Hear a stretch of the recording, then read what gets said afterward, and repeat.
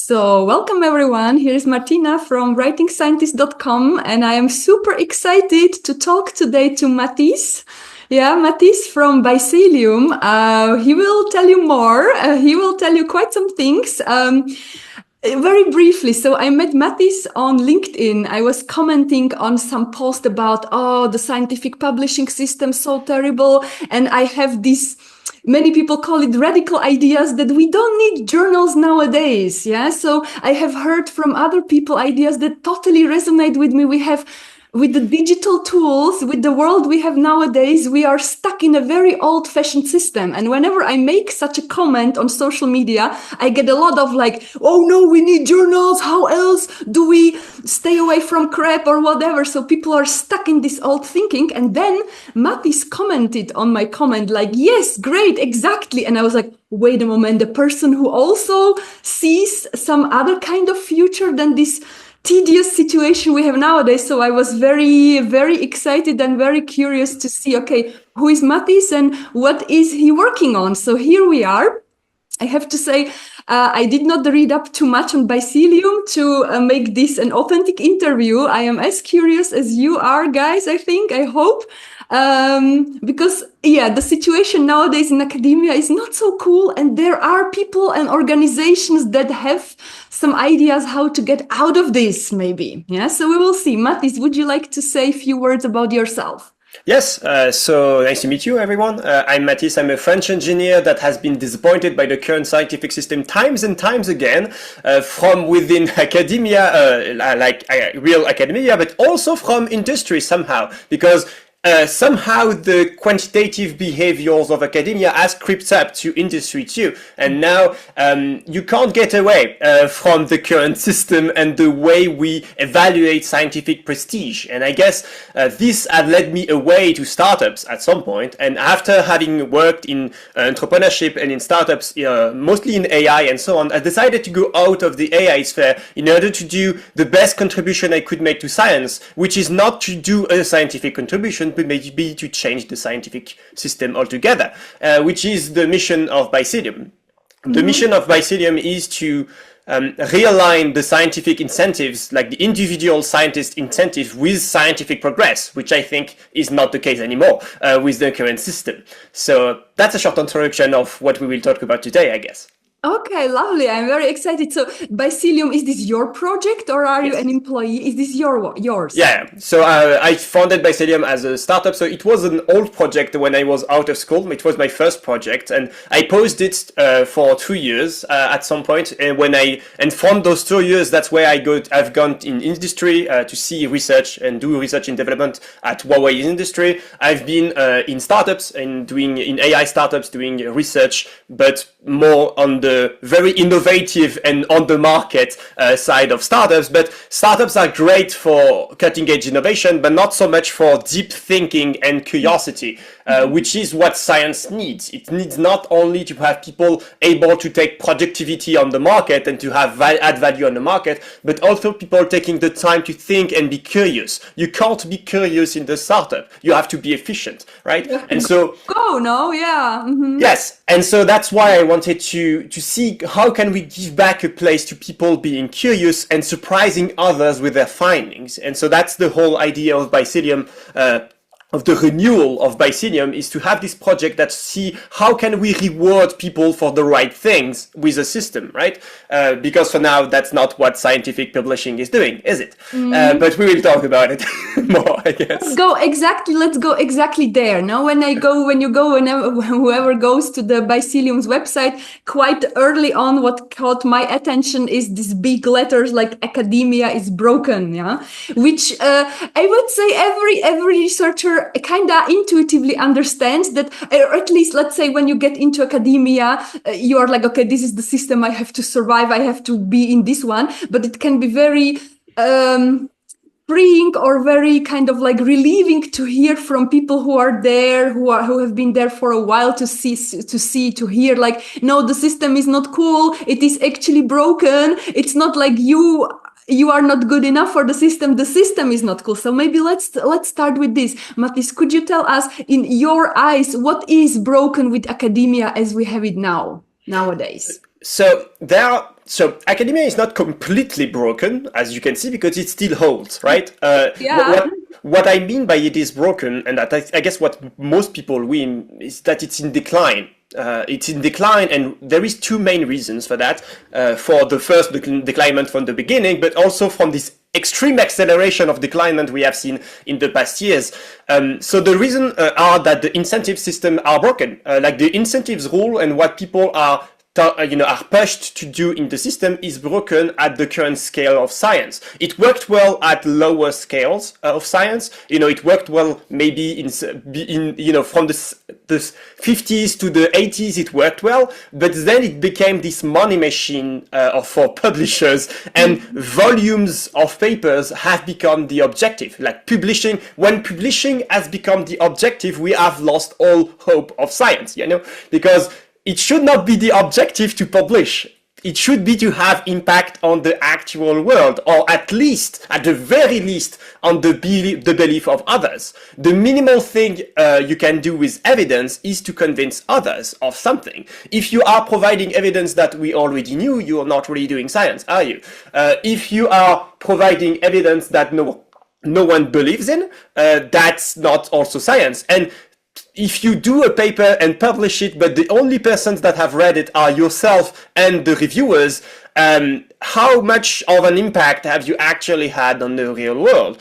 It doesn't mean that it's worthless, your work, but it just means that the publication itself is not what matters. What matters is to build things that are evidence that will convince others. So at least that's my belief of what science should be. Okay, let me play the devil's advocate here, because then the usual response would be, well, of course it's not enough to publish. You need to publish in high impact factor journals, because there people will read your work and there people will use your work. What would be your answer here? Peer review is not a good evaluation mechanism. And I think the history of science is a very large proof of itself that it's not. Einstein would not be approved by its peers, Just Mendel, the founder of genetics, was ridiculed for his research for his whole life. And it's only decades after his death that his work was recognized by his peers. So imagine if we prevent publication because of our peers. How bad is it for the current history of science? What would we have discovered? Would Planck have published that much if he had waited for his peers to approve that, the energy was quantized? I don't know. It's hard to know because we were not there, and I'm not an historian of science, but I have this strong belief that peer review before publication is clearly not a good evaluation mechanism. Peers are useful, obviously, because if you are the only one in your head thinking about something forever, obviously it's not really science, is it? But what I'm saying, that for me, science is the ability to provide evidence that will convince others in the long term.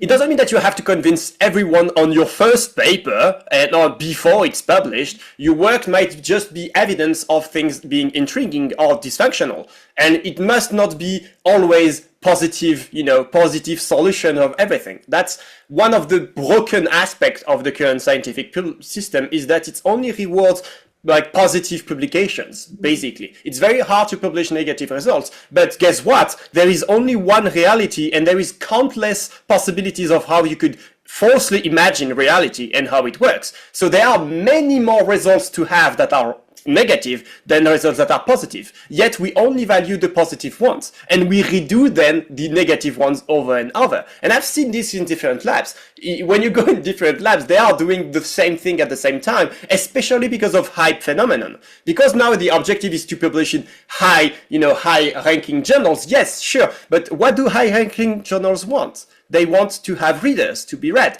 So it's just marketing, is it? They want to have things that are hyped. Today, if you do whatever AI-based whatever, you will have much higher chances of being accepted because you have much more chances of being read, right? And that's what journals want. They don't care about actual scientific progress in the long term. They don't care about the fact that we are, growing the body of knowledge. That's not their business. Their business is to have, prestige, to give prestige, and to be read, and being read gives them prestige. So yeah, that's kind of the mechanisms of what I'm going to answer to you as for the high factor journals. And I guess peer review is not even what people would think that peer review is also, at least it's a good filter of bad science. Is it? Is it today? Is peer review a good filter of bad science? Yeah, I always tell to my students in my courses, like everyone wants to publish in Nature and Science, but we hate reading those papers and because they are so densely written. And also everyone, if you are in academia for a while, every person I have ever talked to knows at least one paper published in their own field in a high prestigious journal that is just wrong or ignorant or something. Yeah. I remember when I was a bachelor student and there was my professor of evolutionary biology coming late to the seminar, super angry, and he was telling us that he was a reviewer of a submitted manuscript in Nature, something he was doing evolutionary game theory, really cool things. And then there was a paper that was making big claims, but he said that the authors did not get the basics, and it's just completely bonkers. It has big claims, but it's just the foundation is wrong. And he wrote a very critical review, but the other reviewer wrote a very positive review because was swept by the conclusions and did not understand the math below it. And then, of course, what Nature did, they got one very negative, one very positive. They were like, oh yeah, we will publish this because this will draw a lot of citations. That's what they care about. And they did publish it. So my professor was really pissed. Yeah. So we all know papers like this that get published. Yeah. Because despite problems. Yeah. I think you're pointing to a very important thing in why academia is broken today. It's because it's not rewarding being right. It's rewarding looking like you're right.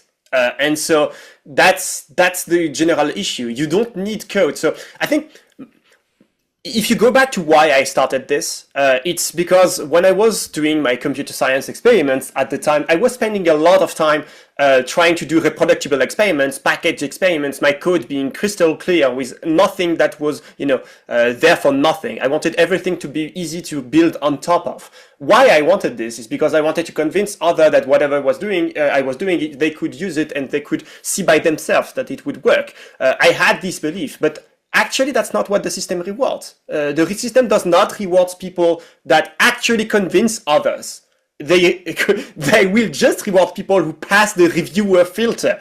And passing the reviewer filter is easier than you think. And especially now with, I guess, the vast reason of why it has accelerated in the past few years, as I mentioned, which is AI, or at least generative AI, and especially text-based generative AI. Now, the truth is you cannot believe text anymore.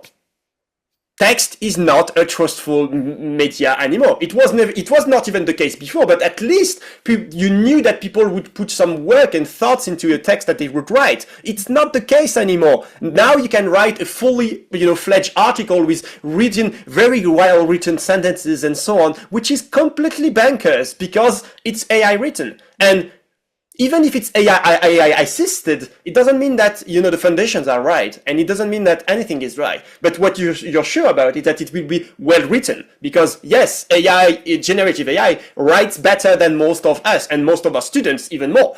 So they are inclined and they will be pushed by the system to use more and more AIs to do their writings. So writing is not what scientists should do. I know that a lot of people are scientific writers and are people that are believing a lot in, how you write down your sentences makes a lot of importance. It might have been the case, but it's not anymore. Now, writing is cheap and it has become cheaper and it will become even cheaper as time goes by. And that's also the case for reviews. Reviews are text and most of reviews will be AI reviewed, sadly. So that's why I think that the current system is broken, not because it is broken right now, but it will be very soon because AI written articles versus AI reviews will be a battle between AIs that doesn't make any sense for scientific progress. So how can we put that science into this? And so that's the whole question. Yeah. So exactly, until now I was always putting it like the scientific publishing is broken, but that will be even more expanding to the general of academia. But we can already now say no, that academia is not working optimally. Yeah, we could have it better. Okay, so I wonder where we go next. Why do you think we are still having this system? Yeah, we can totally imagine how it worked back then when journals were printed. Yeah, scientists needed them to disseminate work. Yeah, so you got your copy via mail, and then you had your coffee and you were reading the articles, and there were much less people, not so many researchers doing research in your field. So it was quite easy also to stay on top of everything, and it was also not like now basically a lot of money is poured into science, so there is a lot of results, a lot of papers, not so much the capacity of journals increasing, everyone fighting for the same prestigious journals, so we are filtering out, losing stuff. I can very easily imagine in the, 30, 40, 50 years ago, this was not such a big problem, but now it is. And still, when you go, it for sure, when you go to social media, when you talk to people, you will get a lot of pushback for wanting a change. Why do you think people cling to this old, difficult, broken system? So, on the history of what journals are and what they were, so what they were was a tool for, as you mentioned, dissemination or diffusion of knowledge, right? But also the main function now is prestige. What they sell, and the reason you pay the 10 grand APC for Nature is not for diffusion, because you could as well diffuse your knowledge by X or Blue Sky or whatever, right? Social medias themselves allow you now, and your own prestige allow you now to disseminate knowledge. What you do, why you publish in Nature is prestige, because it will give you prestige. And this prestige will allow you to get grants. And those grants will allow you to do your research and to live actually from your work, and to be considered a scientist. And so that's the issue, that journals and publishers have become, not diffusion of, things that we know are right and new and are functioning. They are supposed to be evaluation of what deserves to be published. Mm-hmm. And this is very bad, because before even you have the peer review mechanisms, you have the editor choice of the journal. And before you even make it to peer review, you can be refused by your editor. And so this means that there is a filtering out of what science is. And it was not the case before. Before it was, you would to publish anything as a scientist, you would still do your work. Your pay was not tied to the thing you were publishing, right? Your pay was tied to how well you were advancing your work and how well you were advancing your body of knowledge, which is not the case anymore, because now we measure by advancing the body of knowledge is how many citations you have had in high impact factors journals, and that's not a good measure of how the scientific progress is done, right? So this change of the function of journals has led to the system being broken right now. And the system, why people don't want to stay away. You mentioned game theory a bit before. In game theory, there is this notion of a Nash equilibrium, right? Which is very different of the notion of the Pareto equilibrium. So the Pareto equilibrium is where the situation is optimal for everyone. Like the outcomes are the best, right? But it doesn't take into account strategies and what people would do individually, right? And it is notorious that you could have some Pareto optimal positions that are not Nash equilibriums, meaning that individuals will have the incentive to go out of this equilibrium to increase their own position and their self-position at the cost of the general system. And today, academia is in such an equilibrium, which is a Nash equilibrium, where if you don't publish in those high-tier journals, well, you are left out. And you are left out of the system, you are left out of the pay, and you don't get money. If you don't get money, you don't live. And so how can you survive in such a system? So the problem is not that people are staying in the system because they like it. They obviously don't for a lot of people, but still they do it because otherwise they die. Yeah, that's true. But still, I just wonder about so many people kind of defending this broken system, like, because maybe it is simply, I'm thinking about it all the time. Why? Maybe it is simply that they are going, rushing, as you were saying. You need to get out of the academia and out of the startup to have time to really think and to imagine an alternative. I am always surprised by how many people are like, yeah, but what else? There is no other option. Like, come on, guys, just imagine. Yeah, there are quite some options. So maybe we can get into this. What is the vision of Bycelium? What is your vision of a better future for academia and for publishing also? Maybe together, they go together, no?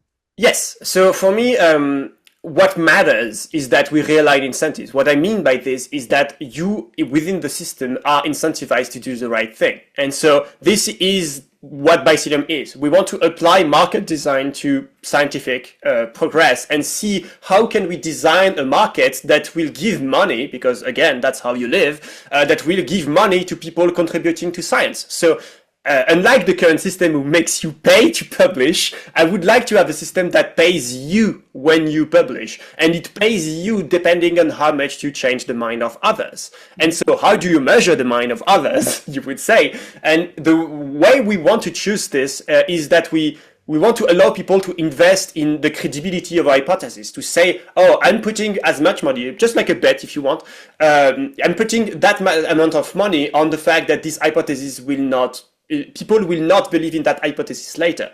That's important. So it's very Bayesian based. I don't know if you know the Bayesian philosophy and epistemology. Explain for everyone else who might not. I will. Exactly. I was about.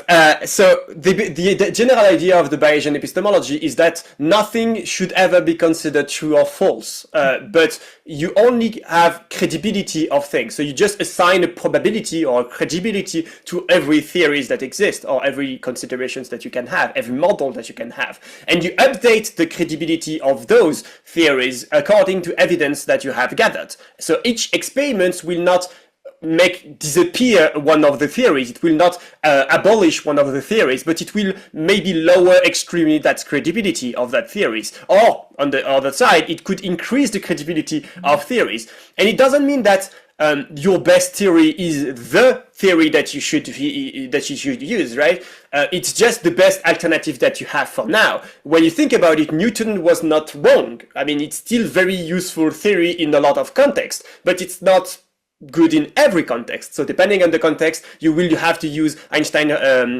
general relativity in order to study the movement of body of planets, for example, like Mercury, right? But Newton was not wrong. It just became the second best alternative that we have to gravity and the way we explain how body of mass interact with each other, right?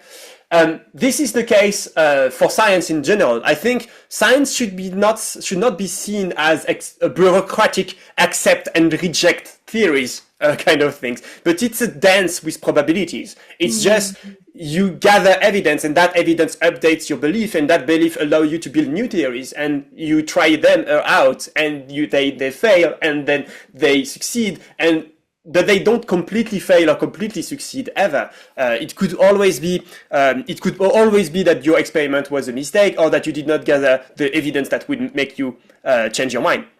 So having that in mind, this idea that science is not about being right or wrong, it's about providing evidence that will have a high impact on the credibility of theories and hypotheses. So that's the general idea, and so that's what we want to value. How do you measure that? You make people put them money where their mouth is. Meaning it could be bets, could be others. So for example, one thing you could see is you see a paper, that is published in Nature that does a claim, that is a claim that you think is a bad one because you know that the foundations are wrong, like your colleagues did, right? You could bet against it. You could say, okay, well, this I don't think it will validate, and I'm betting you X that it won't. And so if the person in front has to defend its prestige and his honor, I would think that at some point it will have to take the bet if it believes in what is done, right? If you believe in what you have published in the high-tier journal, you should take that bet. If you don't, that's kind of suspicious, isn't it? It would be free money for you if you actually believe in what you do, right? And once the bet has been taken, now you enter in the math that are behind me right now, which is how do you change the value of the positions people have set their money on, depending on what others have bet too. And so the general idea is that you could have a market like this where the goal for you is to predict what will people believe in the future. And when people provide evidence, you could change the way you would do review is not saying, oh, this is great, or oh, this is not great, this is badly written, or oh, the foundations are wrong. We don't care. The question is, does it change your bet? Does it change the position that you have in terms of money? Before that, you were believing it a lot, but now maybe if you believe it a little less, you should change your bet. And so allowing you to change your bet is one of the biggest mechanics that we have, because it will allow you to evaluate how much the experiments were important and how did they, to actually have a measure of the change of belief people had. So that's the general idea, is that you will use those positions and the change in positions to see how much did the evidence that people have provided change their position on the credibility of that hypothesis, right? So that's the general idea. And so why we think it's great is because of two incentives that it would give. Obviously, it would be not enough, but yeah. The two major incentives that this will give is that it gives you incentives to have insider trading. So it gives a positive aspect for insider trading. If you have knowledge that something is wrong, you have all the incentives in the world to do the bet and then provide all the evidence that you have yourself to convince others. Mm-hmm. Because if you do so, your position and your bet will win and you will gain money, right? If you have someone that have evidence, even if it's not your bet, because you are paid for the evidence, well, you are also incentivized to provide all your evidence if you have evidence, even if you do not participate in the bet. Mm-hmm. And the third thing is that when you have a position, if there is new evidence that go against your position and that you believe that evidence will convince others, so not just yourself, but others, then you have all the incentives in the world to change your position as fast as possible, because the faster you change your position to your now current belief, and the less money you would lose. And because the more you stay on the position that people will not stay in later, and the worse it will be for that position. So this gives speed to science that we have lost today. When you see how peer review plus publication takes a year sometimes or more to be published, it is crazy to think that we have how much knowledge do we have not being published because peer review have rejected it, or peer review are in the process of rejecting them, so they can just go on another journal and afterwards, right? And so yes, so those are the main things that we believe in and the main mechanisms we think about. Is this a fully fledged solutions that we are about to release out and change the world today with? No, it's something that we will build together. It's an idea of how could we have an alternative system and how can we start to think about a market that will have the right incentives. It doesn't mean that the solution is as presented what will work in the future. It just gives glimpse of reflection and the direction in which we are digging in. We are trying to see how can we have something that directly pays people for how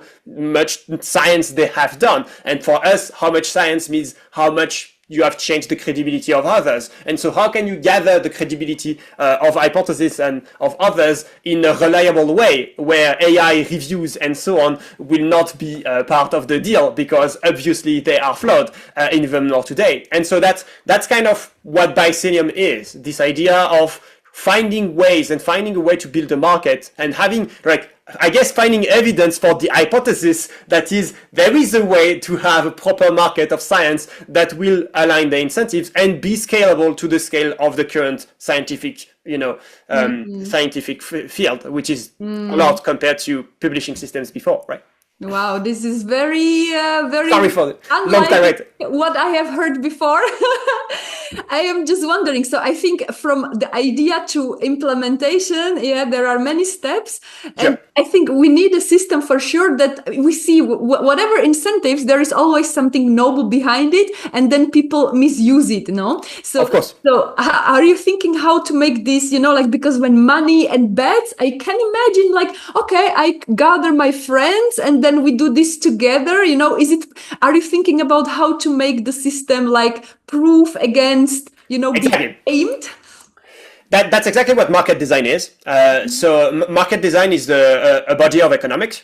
So it's a field of economics, a subfield of economics, where the goal is to allow to a system to have strategy proof incentive designs, meaning that whatever is a strategy that you have, if you play within the system, you will not disturb the system, or the system will converge, whatever. And so if the general idea is that you should design your system so that the optimal strategy is to be rightful, is to do the right, to do the right We thing. need such a system, right? And so you could gather your friends and try to, and change all the bets, and all of you bet in the direction, but you would lose money doing so.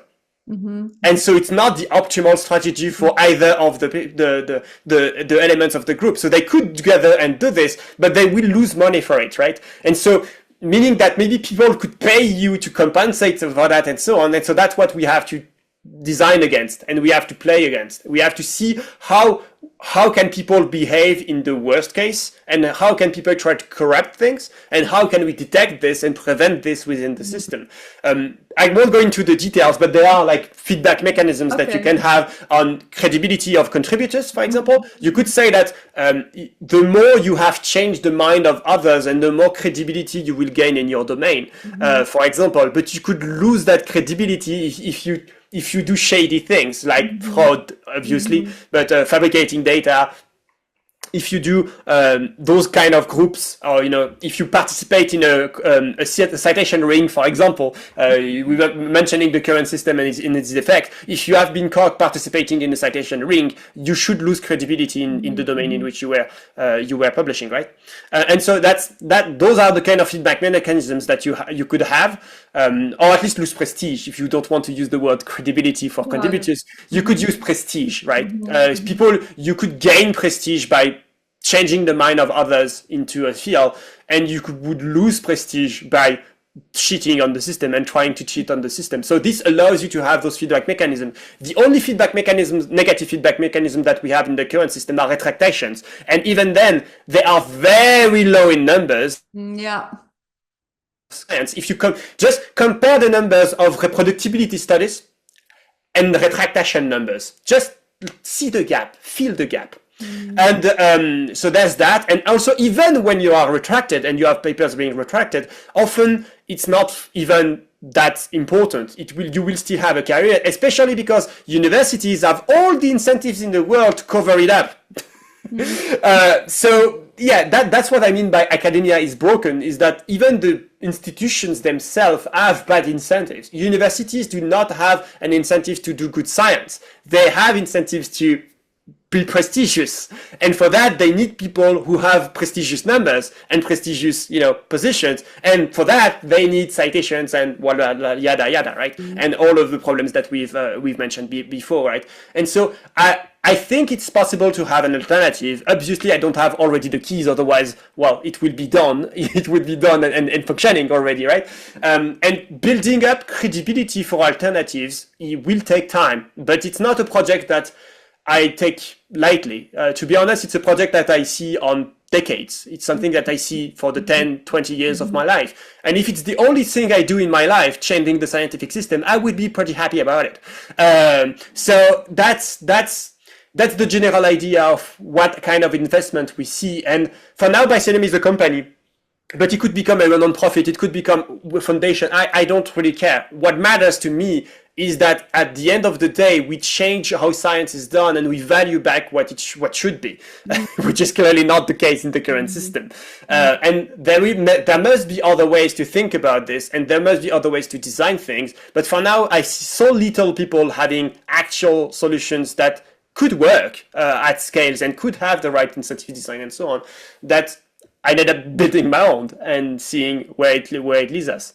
Yeah. But But this is wonderful. This is so out of this world, this is so visionary. I'm very much curious. So when I am, I'm very much into this, like the society is broken, how can we build new systems? Yeah, so there is a project called Metamoderna. They do the kind of thing for the whole societal something. And when you ask those guys, like, okay, how should the change, how can we change actually? So their idea is to run like people who are fed up with this, they start to do the other things in the background, and you have like two systems that are in parallel, the old crumbling and the other one growing, and whenever the old one fails, there is a new one to swap. Yeah, so is this how you imagine like the shift or like the change, or what is I know this is a big projection, but how do you envision, how can we actually transition? Yeah, what the transition could look like? So what I see, and what's great with what I have in mind, is that it's not incompatible with the current publication system, because it's only post-publication evaluation anyway, right? Whether it's the all evidence or the initial hypothesis come from probably already published papers. So it's not something that is incompatible with the current system, which means that you don't have to switch. You can be in both. Okay. And so that's what I want to allow. I want people to be able to have both. And both play in the current field that they might not like, but play in that new field that maybe they would like. And after some point, and after credibility has been built, and after many people have been on that other boat, when you start to have comparable sizes, that's where you can have switches, and you can have things where you can see. But why do we keep up with paying like 10Ks of APCs to publish PDFs that will be hosted on the website? I'm wondering why we do that. Why do we consider that something becomes science because three guys have decided, or girls have decided that it's science now? Why does something becomes labeled science this? Does it actually make sense, right? Yeah. So basically, maybe it's a French neuroscientist, Romain Brett. He was the person. Do you know him? No, I don't. But I will send you something, because he was in my field. So when I was doing my PhD, I came across his philosophical ideas because I was engaging with his science, because it was the same field. And then I saw, he's doing so much more. And he had this blog. I mean, he still has it now. He writes about AI, a bit pissed, of course, but he had back then, like 10, 15 years ago, he had these big ideas. For me, it was big, like, how can we change the system? Yeah. And it was quite simple. Basically, we just need to ditch the journals, just exactly. But still, compared to what you are suggesting, kind of smaller things, we need some kind of archives, and we organize the review on those, and then we disseminate differently. And still, this was like too big for many people. And then I lost contact with these ideas, and I approached Romain last year for an interview. How has his ideas developed? Because back then he was, we have PubPeer, and we have this and this, we have platforms. We already work towards the Faculty 1000s, where you have post-publishing. eLife was huge, and now eLife is crumbling. But I did this interview with Romain, and he was so negative, so depressed. I never really published it, because I was like, okay, how he is seeing, how are we moving 10, 15 years since he started? And he was like, no, people are just these institutions like this. And I was like, so I was happy to come across your things. Yeah. So that basically now there is a new generation, because if you don't put hope, nothing will change. Yes, I think maybe one of the things you forgot in the equation of how we should change publishing is money. I think that's something that people, and especially in academia, we don't like to talk about money, but we have to. Money is the fuel to anything, right? It's not the drive. The drive is research, actually doing the good thing. That's the drive. But in order to drive, you need fuel, and the fuel is money. And so if you don't talk about the fuel, and if you don't put the fuel into the equation, you don't actually put the interests and the incentives into the equation. And so that's why I think small patches to the current system are not enough. Another journal, a diamond open access journal, is not enough because it's part of the current system and it's part of the current prestige design. And you trying to gain prestige in that system and to steal prestige from being a journal is a lost cause. You will try to like move up mountains of people that are already established in the system. You are judged and we will be judged. It's so hard to do this. And I've met a lot of people who have done diamond open access journal, and their experience is always similar, that it's very hard to get to people to publish on it. And at the end of the day, they even don't advise people to publish or only in diamond open access journal because it will ruin their careers. So that's what I was thinking, sorry. Well, that's why I was thinking, if you want to change this kind of change without the money fuel, I will get to the money question because I have a question there. Then you need to change the system top down. You cannot be a researcher deciding, I'm not going to do this. Yeah, it needs to be people who give you money, tell you, okay, you get money to do research, but you don't go publish to Nature. You go to this archive here. Yeah. But I have a scoop for this. There is no top in the current system. We don't have an authority that have the authority on all other bodies. We have no top. We have multiple tops. We don't have one top that can do a decision. And that's why we have three bodies that are like mainly at the top, which is universities, because they have money, even more money, they are like the institution that represents this, all right? But there are obviously publishers that have a lot of power, but even then are not the one who will decide because they are constrained by their own economic incentives and so on. And you have, of course, funders, like funders of science and funding agencies and governments and so on. Yeah. And so those three bodies, no one is at the top. Funders could be, but it's very hard for funders because they don't know a better system in which to fuel their money that have proven it's right? They could try to research, but that's not their job. Their job is to cope up with the current system and to make the current system efficient and to put money in the current system. And so that's what I'm trying to do with Bycelium, is I'm trying to give them a credible alternative to try and put a small amount of the portfolio in, and then maybe a big amount next year, and then maybe a bigger amount next year. And so that's exactly what I'm trying to see. How can we have a system that where you inject money in it, you know you will have science for your money, right? Okay. And you know that people in that system are driven to do science for the money that they will gather. So that was my question, where the money comes from, but the money comes still from the funders. So the people not at first. Okay. From the people themselves, from you when you bet. Okay, from like society or researchers? Researchers. Okay, researchers, but they get money from somewhere, so they get the money from the funders, right? So that's what I'm saying. Those are two living systems on the side. So the idea is that the switch is not really researcher switching, but it's actually funders switching. So when I'm seeing like the switch of both, it's not the switch I was mentioning later on is this. So before the switch, if switch there is, obviously, but I think there will be. So if switch there is, the switch will happen when the credibility has been established of the alternative system, whatever the system is, mine or another, for that matter, right? And for my strategy is that before the switch, we are fueled by researchers themselves that will use their position and their knowledge to gain money if they are right. I'm not for a system that will pay everyone. People doing bad science should not be paid. They should lose money on the market of science. But that's not, they should not know it beforehand, obviously. So people doing fraud, people doing, knowing that they are cheating the system will probably not be on my platform very soon, or at least not willingly. As I mentioned it before, when you bet against someone, you bet against their credibility, you play on their credibility. And so that's a way for young people and young early career researchers to get into fields and to kind of challenge people that are already established. That's what I want to have. I want to have another mechanic for prestige. I want to have an alternative way for young researchers to get prestige that is not publish in high journals. That is the only way today that they can get prestige. I want people to be able to challenge existing views and people that are established in their field on the questions that they have done. And if they are right, they will, one, get money, but also get prestige.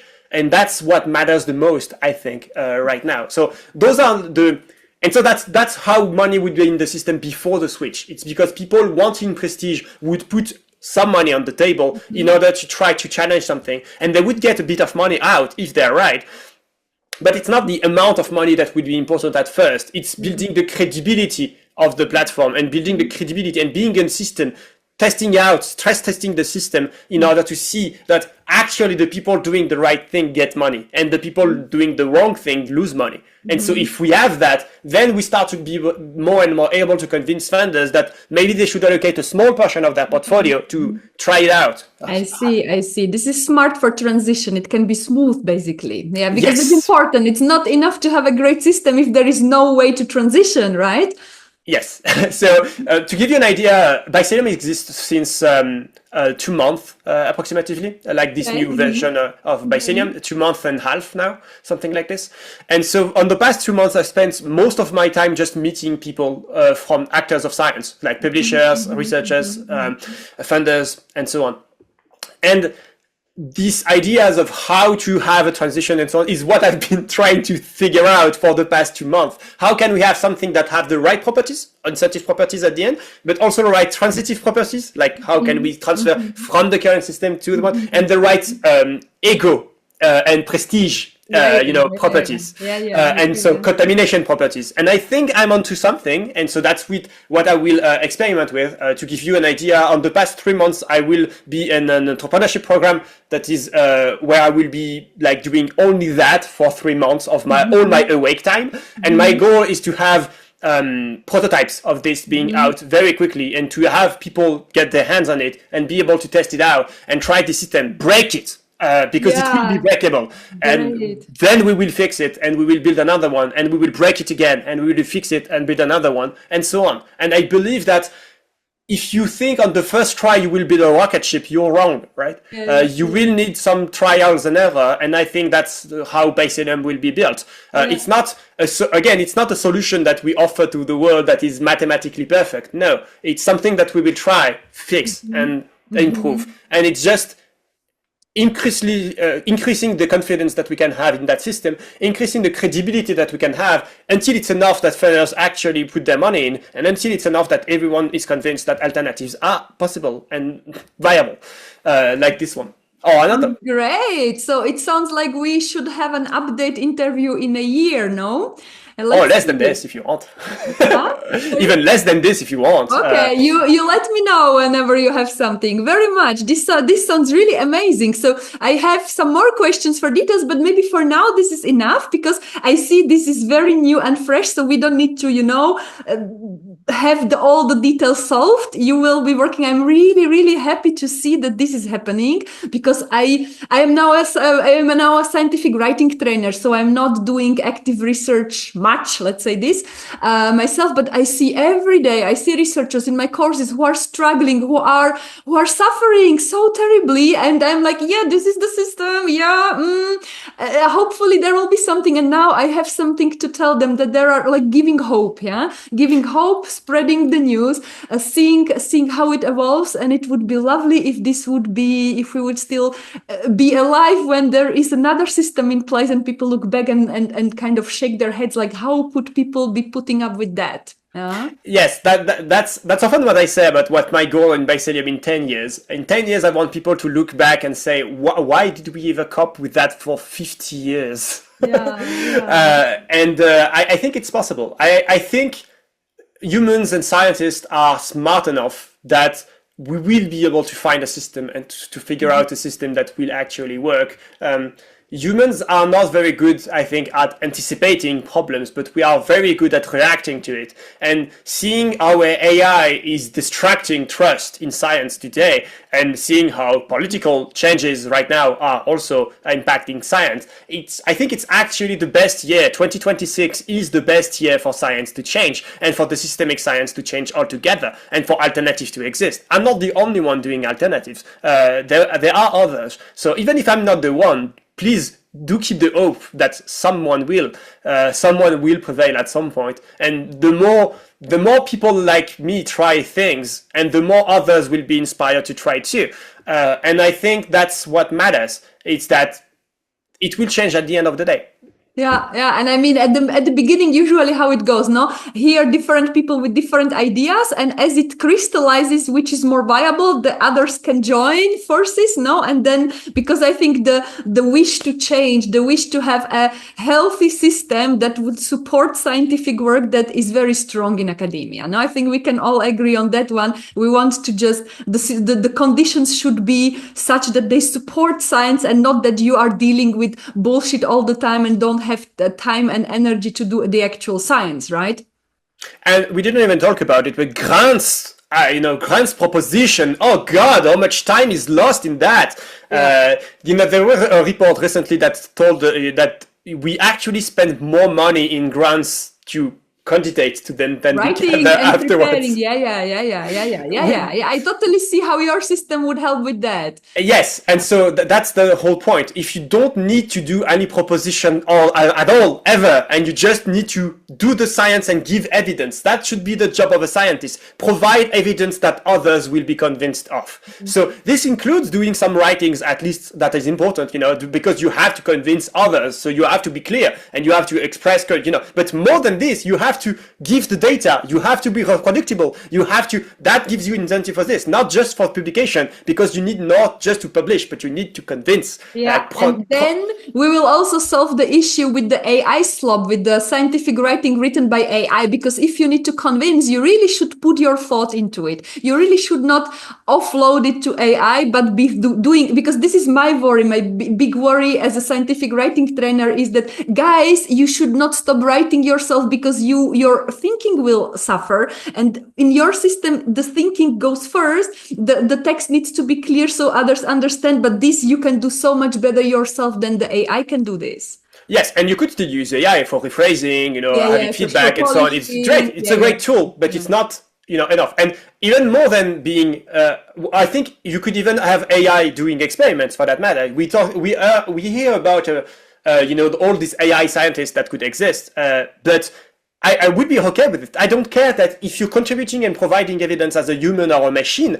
I don't care. As long as you are able to convince others, that's what matters, right? As long as you are able to convince others and that their beliefs will change, that's what actually matters. And so for me, it's even more than a system that is resilient to AI slop. I think it's even a system that is AI compatible, as like scientists could be AIs, which is also nice because it would allow you to contribute eventually anonymously. I don't think scientists have to put their name into the thing. It's not a problem if they don't, for me. It's okay, especially if you start to criticize other works in the current system. A lot of people are not criticizing other works and not publishing about this because it would hurt their careers to publish negative results on their on other persons in their fields. And so that's the kind of thing I think I want to allow.